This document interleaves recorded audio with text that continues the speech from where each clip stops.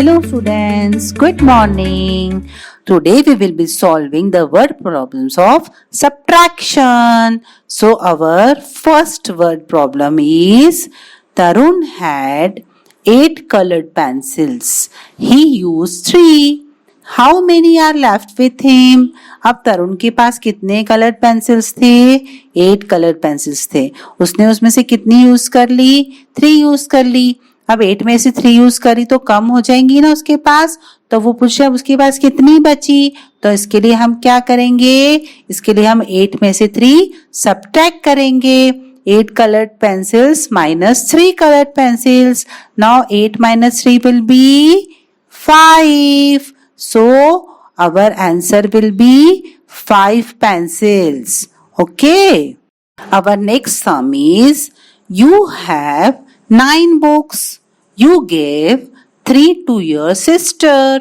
How many books are left with you? आपके पास कितने books थे? 9 बुक्स थे.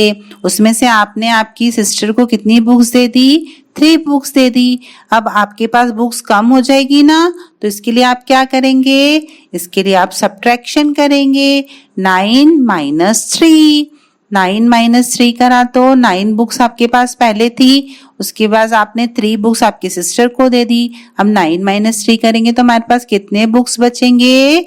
6 बुक्स बचेंगे. तो हमारा आंसर क्या होगा? 6 books. Our next word problem is there are 6 chairs in one room. 2 chairs are taken to another room. How many chairs are left in the room? एक रूम में पहले कितने चेयर्स थे? 6 चेयर्स थे.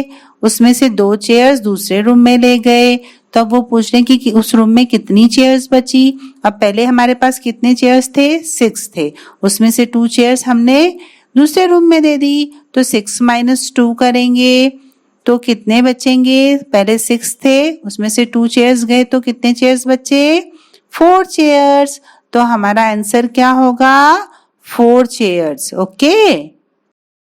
Our next word problem is Amit had 7 shirts. He gave 4 shirts to Ravi. How many shirts does he have now? Amit के पास पहले कितने shirts थे? 7 शर्ट्स थे.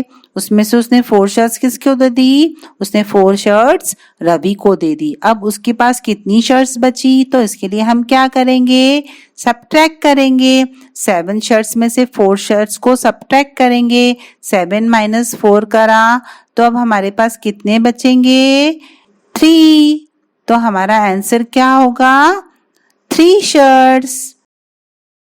I hope you understood how to solve word problems of subtraction. If you still have any doubt, you can message me. Thank you. Have a nice day.